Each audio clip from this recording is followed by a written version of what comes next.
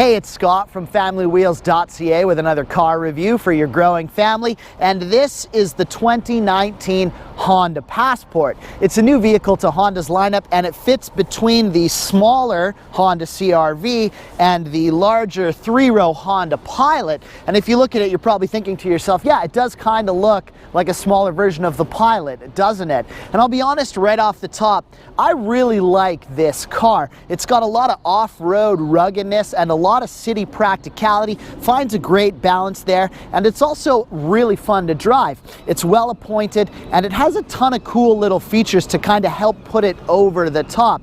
But as we know, the mid-size SUV market is a really crowded one. So does the Passport have what it takes to be your family's next vehicle? Let's go find out.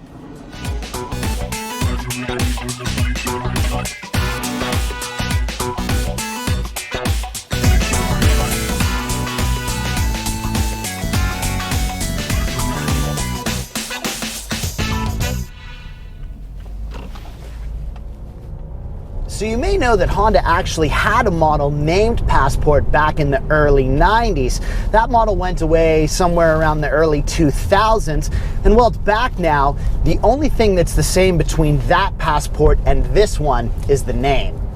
Like I was saying before, this model, the 2019, can be seen as a smaller version of the Honda Pilot. I actually have 3 friends that all own Pilots, and they all love them. If you're debating between the two, the Pilot and the Passport, probably the main difference and deciding factor is going to be that the Pilot offers 3 rows of seating, while the smaller Passport stays with 2 rows. It's the more likely choice for smaller families who prefer an easier going size, but who are also looking for a bit more than the popular Honda CR-V. Quick note here, my sister is actually on her second CR-V. She loves it, but she doesn't have kids, so take that for what it's worth. If you're considering a Passport, you might also be looking at things like a Nissan Murano, a Ford Edge, or the new Chevy Blazer.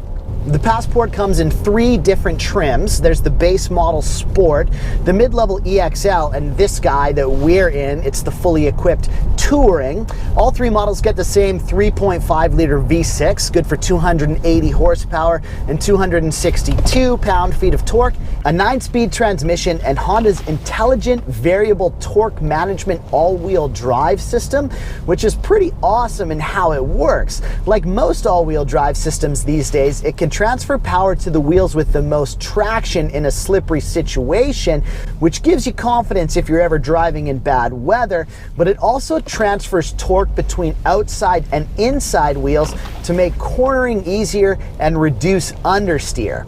It's cool tech, and it's another one of those things that just gives you more confidence when you're in the driver's seat, no matter what the conditions are.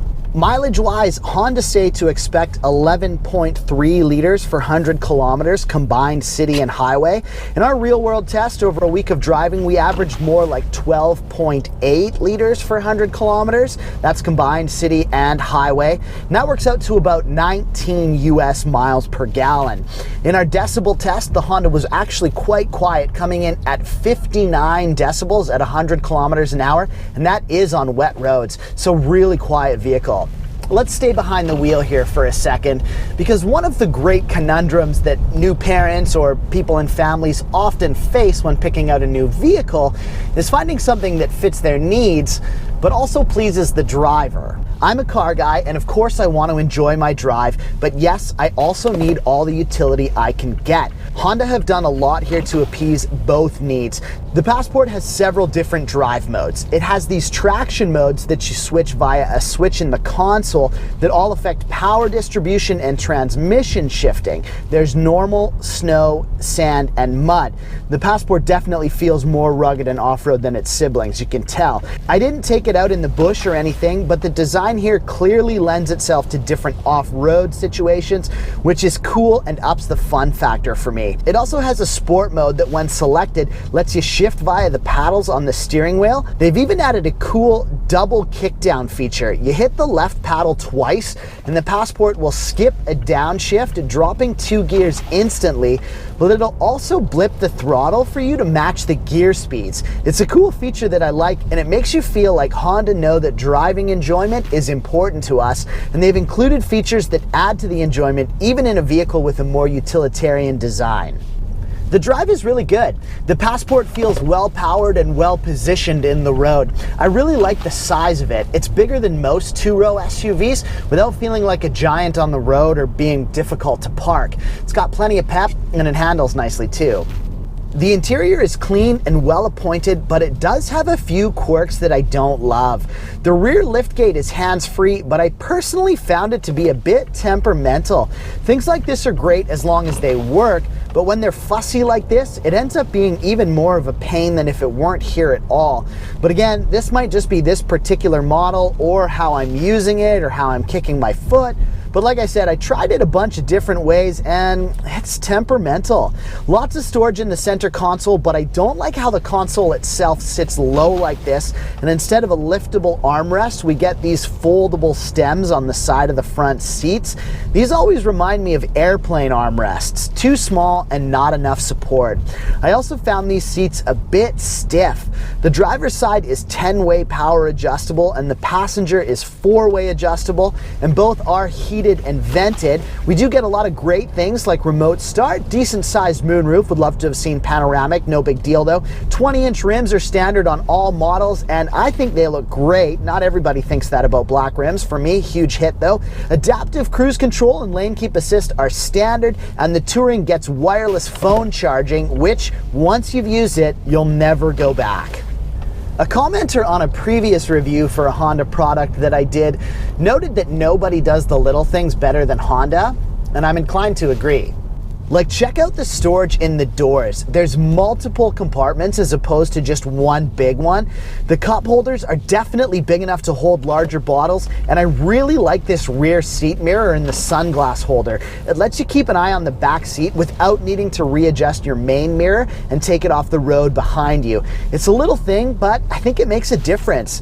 The rear seat is super roomy, lots of legroom back here, and we do get heated rear seats in the Touring. In our rear-facing car seat test, the Passport measured in at 30.5 inches from the rear of the front passenger seat to the glove box, and installing that car seat is relatively easy. No special doors or covers for the latch system, but there are these little tags on the seat to help you find where they are, and just a ton of room behind the second row. Easily handles our standardized trunk test of a stroller, diaper bag, backpack, 2 bags of groceries, and a football. The rear seats fold flat too to give you even more storage if you need, and you can drop them down super easily from the back here. There's also a power outlet back here in the Touring trim, which is another handy little feature. Infotainment system is great. It's almost mostly touch, but it was very responsive and worked well. And I will say that Honda do have one of the best looking systems. It's bright and colorful, easy to see even in the sunlight, and also super easy to navigate. Both this screen and the one in the dash look awesome and very high tech. I do love tactile buttons, but for what it is, this is pretty good. Climate control, all real buttons and really straightforward. Everything is located where it should be, and the steering wheel buttons are great too. Straightforward, nice and easy. Apple CarPlay and Android Auto are standard on all trims, and this model, the Touring, gets up to a 10-speaker premium sound system from the standard 7 speakers, and the sound quality is great. All right, the super important look back test. When you park your new car and you're walking away from it, do you ever glance back, or at least just feel the need to, because you just know that it looks so good just sitting there?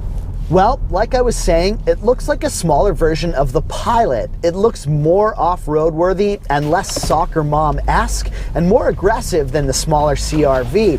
I love the 20-inch rims, like I was saying. I think the black looks great, and I think the lines are clean and aggressive. For me, the Passport definitely passes the test. All in all, the Passport is a welcome addition to Honda's lineup. They've filled that gap between the CR-V and the Pilot with a vehicle that has a lot to offer anyone with a growing family. Has a ton of utilitarian value, plus it drives really nice and it looks good, and those things are important. Plus, you can option it up with a ton of things to make the ride really comfortable and convenient for everybody involved, and it's all at a pretty decent price too. The base model Sport starts at $41,990 Canadian, with this latest model, the Touring, starting at 48,990 Canadian. It's not cheap, but it is a Honda, so in the unlikely event that you ever do want to sell it, it'll probably retain a lot of its value. It's a great car. For FamilyWheels.ca, I'm Scott.